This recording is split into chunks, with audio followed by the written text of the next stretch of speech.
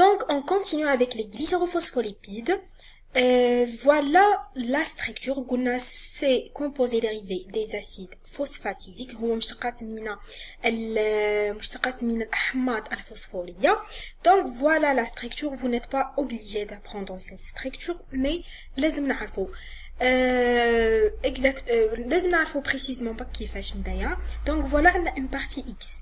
La partie X هذه donc ça dépend à sa nature يتحدد هاد le phospholipide ou bien هاد le lipide. Donc قادرة تكون هذه X c'est un hydrogène. Donc hydrogène, le nom de phospholipide ou bien le nom de ce lipide c'est un acide phosphatidique. D'accord? Si ce X est de nature éthanolamine, donc voilà la formule تاعو راح يكون le nom de phospholipide ou bien le nom de ce lipide c'est un phosphatidylamidoamine. Si ce X est de nature plutôt choline, voilà la structure, هيكون عندي un phosphatidylcholine. D'accord? Et si la nature de X est un sérine, donc voilà la structure ou bien la formule, هيكون le nom de phospholipide ou bien le nom de glycérophospholipide, c'est un phosphatidylsérine. Et si ce X est de nature glycérol, et voilà la formule, donc le nom de phospholipide ou bien le nom de lipide, c'est un phosphatidylglycérol. Ou là, le X c'est un inositol. Et voilà la formule au point une structure de 3D. Donc c'est un sucre hexose. Donc le nom de phospholipide ou bien le nom de lipide, c'est un phosphatidylglycérol. Inositol. D'accord? Donc, l'hydrolyse enzymatique des phospholipides se fait par les cyténases ou les phospholipases, le phospholipase A ou A1, B ou B1, C et D. Donc, l'hydrolyse enzymatique des phospholipides. Les phospholipides, on peut les hydrolyser ou نقدروا نجزئوهم ولا نديروا لهم إيماها. هذه الإيماها تتم إما بالليسيتيناز هذا c'est un enzyme ولا بالفوسفوليباز ليباز ونزيدوا له un phosphore. D'accord? Au niveau A ولا B ولا C ولا D. Comme on a dit avant, بلي عنده 4 noyaux. Donc A ولا B ولا C ولا D. D'accord? L'hydrolyse peut se faire par voie chimique ولا نقدروا نديروها يا إما par une voie enzymatique ولا par une voie chimique اللي هي l'hydrolyse alcaline douce.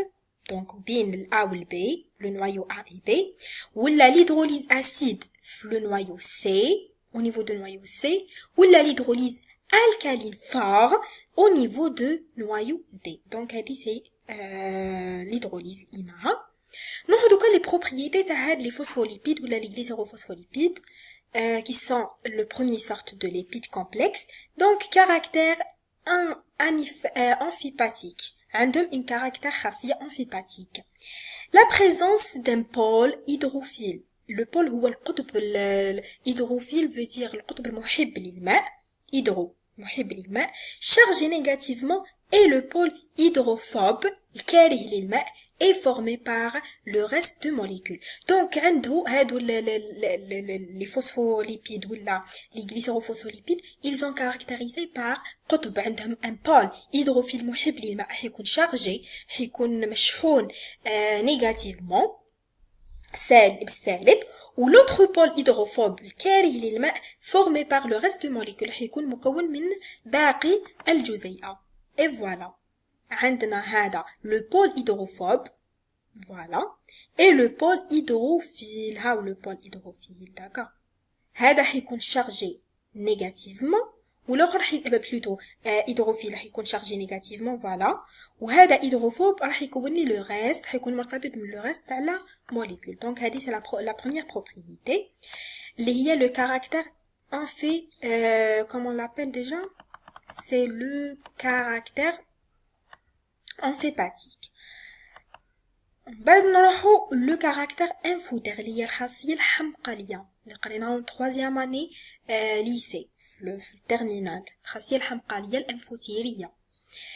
Il est dû à la charge négative de H3PO4 et à la charge positive du groupement azoté lorsqu'il est présent. D'accord. هنا واش بمعنى راح يكون le phospholipide تاعي راح يكون chargé de il est chargé négativement راح يكون مشحون بالسالب de H3PO4 et chargé positivement au groupement azoté راح يكون مشحون بالموجب من الكوتي تاع le groupement المجموع الازوتي lorsqu'il est présent إذا كان كاين. Les lipoprotéines. Donc, on passe aux lipoprotéines. Donc, on a vu le premier sorte des lipides complexes, il y a les glycérophospholipides ou bien les phospholipides. On passe aux lipoprotéines. Donc, on a les sphingolipides. Les lipoprotéines, il s'agit d'associations entre les protéines spécifiques et les lipides. Donc, on a une association entre les protéines spécifiques et les lipides. Donc, on va voir le tableau, ce sont les transports sanguins des lipides. On a les différents constituants. On a les... Donc, veut dire que les lipoprotéines, c'est une association ou ittihad bin les protéines et les lipides. Voilà le tableau, il nous présente les transportateurs sanguins des lipides. Il y a l'awiyya الدموية الناقلة للليبيدات. شفنا le kilomicron et l'hypomicron.